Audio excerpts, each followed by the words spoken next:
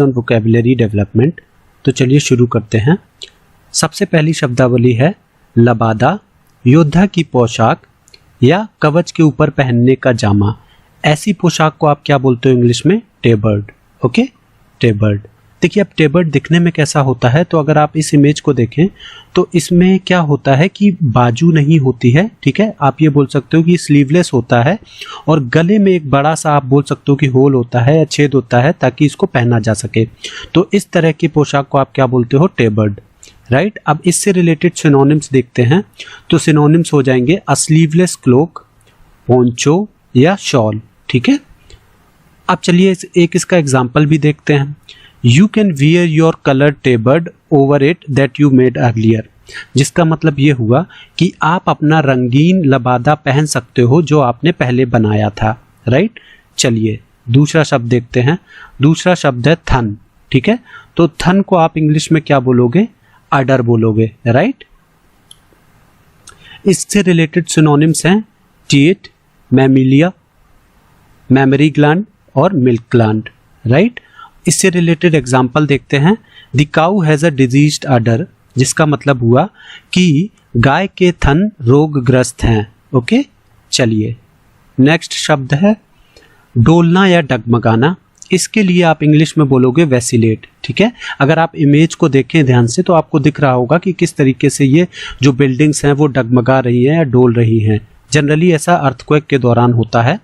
तो इससे रिलेटेड जो सिनोनिम्स होंगे वो होंगे वेवर, ऑसिलेट या फिर फ्लक्चुएट, राइट। अब इससे रिलेटेड एक एग्जाम्पल देखते हैं। तो एग्जाम्पल है the earthquake caused the entire house to vacillate.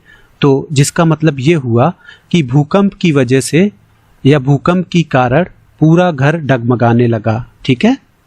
चलिए फिर नेक्स्ट है थोड़े अजीब या अजीबोगरीब तरीके से मज़ेदार या मनोरंजक, ठीक है।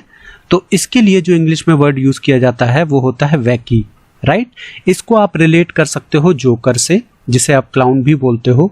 जोकर क्या करता है कि बहुत अजीबोगरीब हरकतें करता है लोगों को हंसाने के लिए, राइट। तो आप इस तरीके से बोल सकते हो कि जोकर एक क्लाउन इज अ वैकी कैरेक्टर, या क्लाउन खुद में एक ऐसा वर्ड होता है जो ये बताता है कि अजीबोगरीब तरीके से मजाक करना, राइट। तो इससे रिलेटेड जो सिनोनिम्स होंगे वो होंगे फनी, कॉमिक, अम्यूजिंग या क्लाउनिश। ओके, चलिए अब इसका एक एग्जाम्पल देखते हैं। Some of his friends are pretty wild and wacky characters. इसका मतलब ये हुआ कि उसके कुछ दोस्त आप बोल सकते हो कि बहुत जंगली और मजाकिया किस्म के हैं, राइट। चलिए नेक्स्ट है विदेशी समाज और संस्कृति के प्रति भय या घृणा का भाव। देखिए जब आप फॉरेन की किसी चीज से या लोगों से नफरत करते हैं, ठीक है, तो ऐसी चीज को क्या बोला जाता है? जेनोफोबिया। क्या बोला जाता है? Xenophobia, right. तो इससे रिलेटेड जो सिनोनिम्स होंगे वो होंगे रेशियल हेट्रेड या रेसिज्म, राइट। अब इसका एक एग्जाम्पल देखते हैं। Xenophobia means hatred of foreigners, ठीक है। तो मैंने यहाँ पे जेनोफोबिया की डेफिनेशन ही एग्जाम्पल ले ली है कि जेनोफोबिया का मतलब होता है कि विदेशी लोगों के प्रति नफरत, ठीक है। चलिए उसके बाद लास्ट है पौधे की बड़ी भूरी जड़ जिसे सब्जी के रूप में पकाया जाता है, या जिसे आप कई बार घुइयां बोलते हो, रतालू बोलते हो या शकरकंद भी बोलते हो, ठीक है। ये तीनों ही चीज़ें क्या होती हैं? ये तीनों ही चीज़ें आप बोल सकते हो कि ज़मीन में जो जड़ होती है, ठीक है, उसका जो जड़ वाला हिस्सा होता है उसको सब्जी की तरह यूज़ किया जाता है, राइट।